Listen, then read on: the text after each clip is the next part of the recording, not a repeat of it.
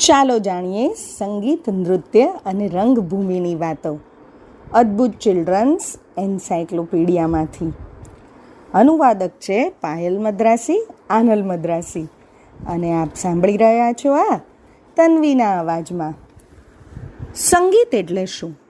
સંગીત એ વાજિંત્ર કે ગીત દ્વારા સંરચના અને લયબદ્ધ રીતે સંચાર માટેનું કલાત્મક સ્વરૂપ છે. અવાજ અને સંગીત વચ્ચે તફાવત છે. અવાજ એ હવામાંના તરંગ છે.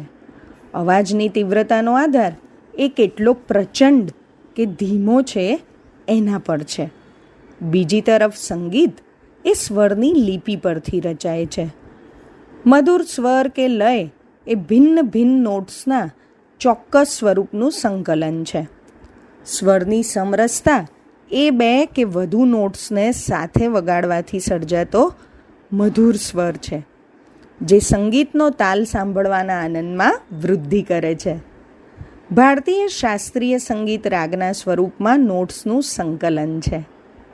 પ્રત્યેક રાગ ભાવ અને ઋતુનું પ્રતિનિધિત્વ કરે છે.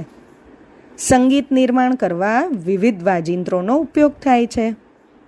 વર્ષોથી સંગીતની ભિન્ન ભિન્ન શૈલી વિવિધ સંસ્કૃતિમાં વિકસી છે.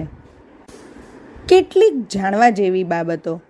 મોટાભાગના સંગીતકારો તેમના સંગીતની નોટ્સ લખી રાખે છે, જેથી અન્ય વાદકો એમની લય અનુસાર વગાડે છે. પશ્ચિમના 7 સૂરના નામ અંગ્રેજી મૂળાક્ષર મુજબ છે. ભારતીય શાસ્ત્રીય સંગીતમાં દિવસના પ્રત્યેક સમયાનુસાર ભિન્ન ભિન્ન રાગ છે. યાદ રાખવા જેવું, લય એ અવાજના લાંબા કે ટૂંકા સ્વરૂપનો સંદર્ભ સૂચવે છે. શું તમે જાણો છો મેટ્રોનોમ એટલે શું? કોઈ પણ સાધન જે નિયમિત શ્રાવ્ય અને દ્રશ્યના સ્પંદન નિર્માણ કરે એને મેટ્રોનોમ કહે છે. એ સ્થિર અને ટીક ટીક એવા અવાજ દ્વારા સંગીતકારને તાલની ગતિ કેટલી હોવી જોઈએ તે જણાવે છે. આ સાધન વર્ષ 1912માં એમ્સ્ટરડમ ખાતે ડેટરીચ નિકોલસે શોધ્યું હતું. આવજો.